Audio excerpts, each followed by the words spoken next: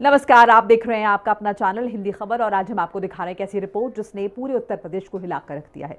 कुशीनगर से सामने आया है कि दिल दहला देने वाला मामला, जहां एक युवती ने समाजवादी पार्टी के नेता, एक मौलवी और कई अन्य लोगों पर गैंगरेप, धर्मांतरण और जबरन निकाह करने के सनसनीखेज आरोप लगाए हैं।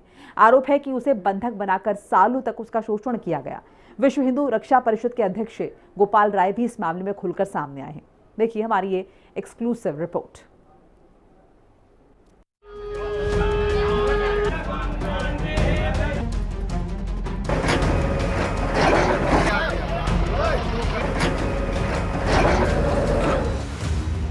कुशीनगर से एक बार फिर उठी इंसाफ की पुकार।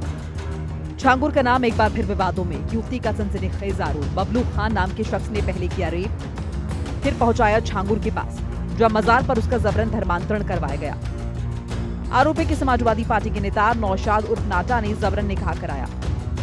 नौकरी का झांसा देकर आलमगीर नामक युवक ने सालों तक रेप किया। पीड़िता ने कहा, मुझे कई सालों तक बंधक बनाकर रखा गया। मुझे और मेरे परिजनों को जान से मारने की धमकी दी जाती रही। पीड़िता ने मीडिया के सामने फूट फूट कर रोते हुए कहा, मेरे साथ अन्याय हुआ है, मुझे न्याय चाहिए। बबलू खान ने मेरे साथ दुष्कर्म किया, फिर मजार पर जबरन निकाह करा दिया गया। धर्मांतरण को लेकर एक के बाद एक बड़े खुलासे हो रहे हैं और तमाम पीड़िता भी अब निकल के सामने आ रहे हैं। जिस तरीके से विश्व हिंदू रक्षा परिषद के सनातन हेल्पलाइन के जरिए तमाम पीड़ित संपर्क भी कर रहे हैं और गोपाल राय उनकी मदद भी करते हुए दिखाई दे। ऐसे ही पीड़िता आई है कुशीनगर से, हम उनसे जानेंगे कि इनका कैसे धर्मांतरण हुआ, क्या कुछ घटना आपके साथ हुई है।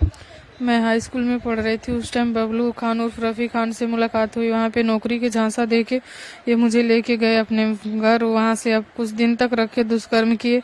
उसके बाद से अपने मित्र से मिलवाए, नौशाद खान उर्फ नाटा नवाब खान से। वहाँ से उनसे मिलवाने के बाद से कुछ दिन तक दुष्कर्म ऐसे चलता रहा, कुछ ऑप्शन नहीं था मेरे पास। उसके बाद से इनसे निकाह करवाए लोग तरौला बाबा के मजार पे, झांगुर बाबा के मजार पे ले जा करके। वहाँ से निकाह करने के बाद से लोग बम्बई लेके गए, वहाँ पे रखे लोग। फिर बंधक बना के, कोई ऑप्शन नहीं मिल रहा था निकलने का, बचने का। वहाँ से फिर लेके आए लोग, तो मैं कैसे भी बच के थाने पे जब गई तो थाने पे भी कोई सुनवाई नहीं हुआ। इम्तियाज अंसारी सिपाही, वो भी मेरे साथ दुष्कर्म किया और मरा समझ के लोग फेंक दिए थे लोग। कब की ये घटना है, कब से ये खेल शुरू हुआ? 17 से ये घटना चल रहा है, कोई सुनवाई नहीं हो रहा है। कहीं भी एप्लीकेशन देने जाइए तो कोई जैसे गरीब परिवार से है तो एप्लीकेशन कोई वो नहीं कर रहे हैं लोग थाने पे, या कहीं भी जाइए तो। योगी आदित्यनाथ जी से यही गुहार है कि मतलब सबसे वो करके सबको गिरफ्तार करके कड़ी से कड़ी सजा होनी चाहिए सबको। ये कौन है जिसने आपको अपने जाल में फंसाया और क्या कह के जो है फंसाया? ये बबलू खान है, समाजवादी पार्टी के नेता के साथ में आप देख रहे हैं, तस्वीरें हैं इनकी। ये बबलू खान जाली नोट में भी गिरफ्तार हुआ था। एक और गैंगस्टर भी है, तो कई धारा इस पे लगा हुआ है अभी फिलहाल। फिर भी मतलब जब हम लेके जाते थे एप्लीकेशन, कोई सुनवाई वहाँ पे नहीं होता था। चाहे नौकरी के नाम पर बात की जाए, चाहे लालच देकर, चाहे पैसे देकर, तमाम चाहे दबाव बनाकर धर्मांतर कराने का खेल चल रहा था। और यही वजह है कि जो समाजवादी पार्टी का नेता है बबलू खान, उसके द्वारा भी इस तरीके से इस पीड़िता के साथ जो है घटना कारित की गई। धर्मांतरण का खुलासा करने वाले गोपाल राय लगातार तमाम ऐसे पीड़ित हैं जिनसे संपर्क कर रहे हैं, उनको न्याय मिल सके, इसको लेकर तमाम पीड़ित जो है उनके पास पहुंच रहे हैं। ऐसे ही हमारे साथ एक और पीड़ित है, उनसे जानने की कोशिश करेंगे क्या कुछ आपके साथ हुआ था, कहाँ के रहने वाली हैं, कहाँ पे रहती हैं और क्या घटना हुई है? सर, मैं जिला सिद्धार्थ के रहने वाली हूँ। मैं लखनऊ में ही पढ़ती हूँ, मेरी बहन भी पढ़ती थी। मेरी बहन चिन्हट में पढ़ती थी, सतीश रोड चिन्हट। इंदिरा डैम के पास एक कॉलेज है, नर्सिंग कॉलेज करके, माँ भगवती नर्सिंग कॉलेज, वहाँ जेएनएम सेकेंड ईयर करती थी सर। और बालाजी हॉस्टल में रहती थी सर। और मुझे 5 जुलाई को ये खबर आई है शाम को आंचल के माध्यम से कि आपकी बहन की डेथ हो गई है दीदी, आप आ जाइए। तो मैंने एम्बुलेंस और पुलिस वालों को भी कॉल कर दिया कि हो सकता है मुझसे पहले वो पहुंच जाएं और मेरी बहन को बचा लिए। बट सर, मैं जब वहां गई तो मेरी बहन का जो डेड बॉडी है, चादर लपेटा हुआ था गले में, जो डेड बॉडी हुई थी फर्श पे लेटी हुई थी और रूम बिखरा हुआ था सर। दरवाजे खुले थे और खिड़की भी खुली हुई थी। लड़कियों का कहना है कि डेड बॉडी नीचे मतलब नहीं ऊपर लटा रहा था, लेकिन नीचे गिर गई है, ये वो लोग कह रहे हैं। लेकिन मैं नहीं मानती सर कि मेरी बहन आत्महत्या कर सकती है।